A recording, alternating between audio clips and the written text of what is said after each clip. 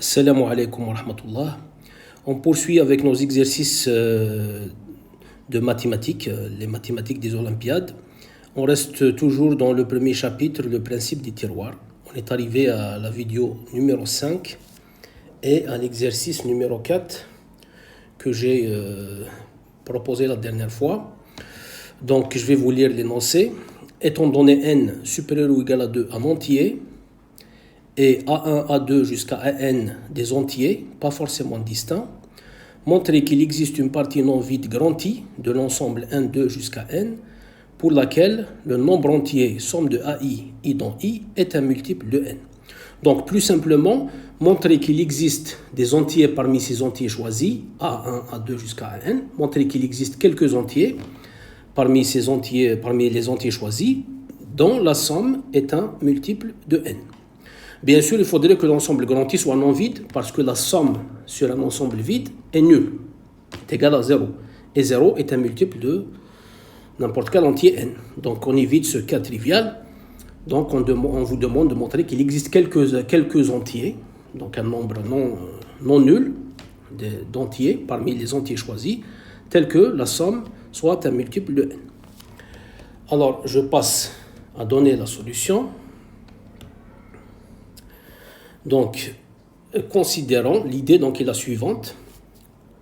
Alors, considérons les entiers suivants. On va considérer les entiers suivants qu'on va appeler B1, B2 jusqu'à Bn. Alors, B1, ça va être A1. B2, ça va être A1 plus A2. B3, ça va être A1 plus A2 plus A3, etc. Jusqu'à Bn qui va être A1 plus A2 plus jusqu'à An. Évidemment, tout ça, c'est des entiers. Donc, vous avez plus généralement Bi, c'est égal à 1 plus A2 plus jusqu'à AI. Donc, vous avez n entiers. Et on distingue les deux cas suivants. Alors, on distingue les deux cas suivants. Alors, premier cas. Si l'un des entiers BI, qu'on a considéré, est un multiple de n, donc s'il existe, on va dire I, dans l'ensemble 1, 2 jusqu'à n, tel que BI soit un multiple, donc congru à 0 modulo n. Mais BI, c'est quoi? Par définition, c'est A1 plus A2 plus jusqu'à AI. Donc, vous avez la somme de A1 jusqu'à AI est un multiple de n, et donc, le problème est réglé. Parce qu'on cherche à démontrer qu'il existe quelques entiers parmi les entiers choisis, de A1 jusqu'à An, dont la somme est un multiple de n. Mais ici, BI, c'est une somme de certains AK. Donc, ici, vous avez A1 plus A2 plus jusqu'à AI et multiple de n. Donc, ici, le problème est réglé.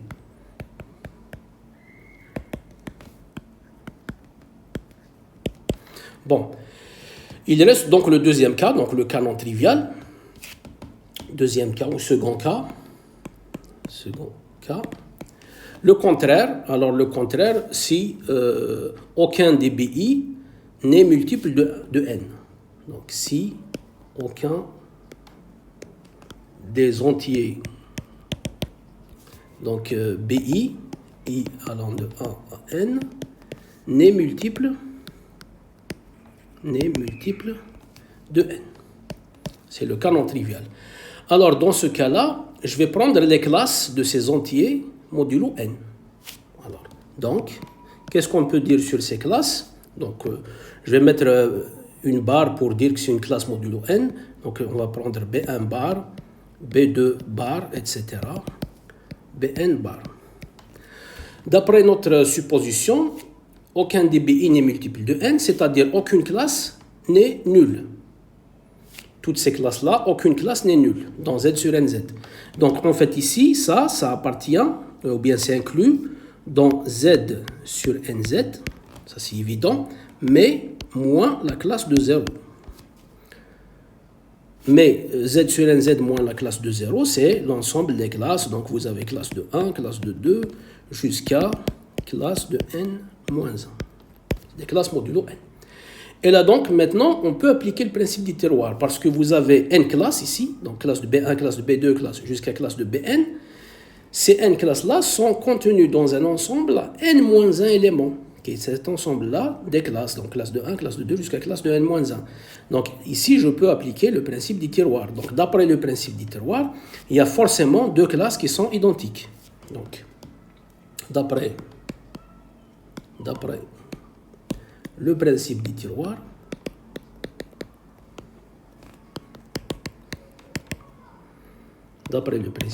donc il existe, il y a au moins deux classes qui sont identiques, donc j'écris, il existe, par exemple, on va les appeler PQ, dans 1, 2 jusqu'à n, qui sont distincts, donc l'un est plus grand que l'autre, donc par exemple je vais prendre P plus grand que Q, tel que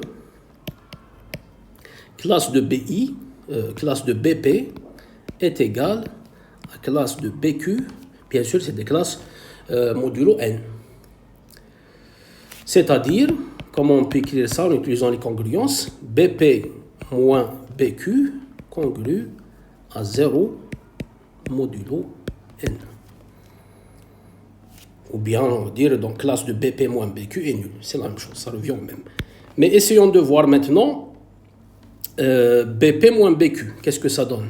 Mais BP moins BQ, c'est quoi BP moins BQ? Donc on va l'écrire.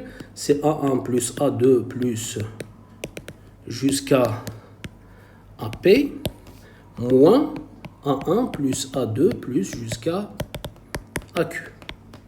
Il ne faut pas oublier qu'on a supposé P plus grand que Q. Donc ici, à un certain moment, on arrive à AQ ici. Donc AQ, il est quelque part ici.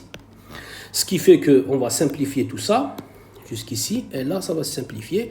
Donc on va avoir ici AQ plus 1 plus AQ plus 2 plus jusqu'à AP. Et ça, c'est un multiple de n. Parce qu'on a dit que BP moins BQ est multiple de n. Donc, vous avez AQ plus 1 jusqu'à AP est multiple de n. Donc, ça, et donc, ça, donc, c'est un multiple de n. D'où, donc, vous avez somme des AI, I entre Q plus 1 et P est un multiple de n. Et le problème est résolu. Il suffit en fait de prendre grand I, c'est l'ensemble Q plus 1, Q plus 2 jusqu'à P. Donc, le problème est résolu dans ce second cas. Donc, il suffit de prendre l'ensemble grand I, c'est Q plus 1, Q plus 2, etc. jusqu'à P. Et vous avez bien, d'après ce qui précède, donc vous avez bien, d'après donc la formule qui est là, voilà, donc somme des AI, I entre Q plus 1 et P est congrue à 0 modulo n, c'est-à-dire c'est un multiple de P. Ce qui revient à dire que la somme des AI, I dans grand I, est multiple de n. Voilà, donc ainsi s'achève cette solution. Pour la prochaine fois, je vous propose l'exercice suivant. Alors, la suite de Fibonacci, Fn, grand Fn, n dans grand N, est définie de la façon suivante. Alors, F0, c'est 0, F1, c'est 1, et Fn plus 2, c'est Fn plus 1, quel que soit n dans grand N. C'est-à-dire, si vous voulez calculer un terme de la suite, vous n'allez qu'à faire la somme des deux termes qui le précèdent. Donc le terme, chaque terme de cette suite-là, à partir de 2, c'est la somme des deux termes qui le précèdent. Bon, si vous voulez, on peut faire les premiers calculs. Vous avez donc ça, c'est donné, F0 égale 0, F1 égale 1. Et à partir de là, par exemple, F2, c'est la somme des deux termes qui le précèdent, c'est-à-dire vous avez F1 plus F0, c'est-à-dire vous avez 1 plus 0, donc ça donne 1. F3, alors c'est la somme des deux termes qui le précèdent, donc vous avez F2 plus F1, c'est-à-dire 1 plus 1, c'est-à-dire 2. Après vous avez F4, c'est F3 plus F2, donc 2 plus 1, donc c'est 3. Après, vous avez F5, c'est F4 plus F3, donc 3 plus 2, donc c'est 5. F6, c'est F5 plus F4, donc 5 plus 3, donc c'est 8, etc. F7, c'est F6 plus F5, donc 8 plus 5, donc c'est 13, etc. C'est une suite très importante. Donc la question, montrer que pour tout entier strictement positif grand N, il existe un nombre de Fibonacci non nul qui est un multiple de n. En fait, le seul nombre de Fibonacci nul, c'est f0. C'est f0 qui est égal à 0. Le nombre de Fibonacci, c'est-à-dire un terme de cette suite de Fibonacci. Donc, pour tout entier strictement positif n, montrer qu'il existe un nombre de Fibonacci non nul qui est un multiple de n. Par exemple, si je prends grand N égale 13, eh bien vous avez f7 qui est un multiple de 13. Mais il faut montrer ça pour n quelconque, strictement positif. Donc là, bien sûr, c'est un problème arithmétique, mais on peut le résoudre en utilisant astucieusement le principe du tiroir. Voilà, je m'arrête ici. J'essaierai de vous donner un rendez-vous dans une semaine ou 2 semaines au maximum. Portez-vous bien et à bientôt.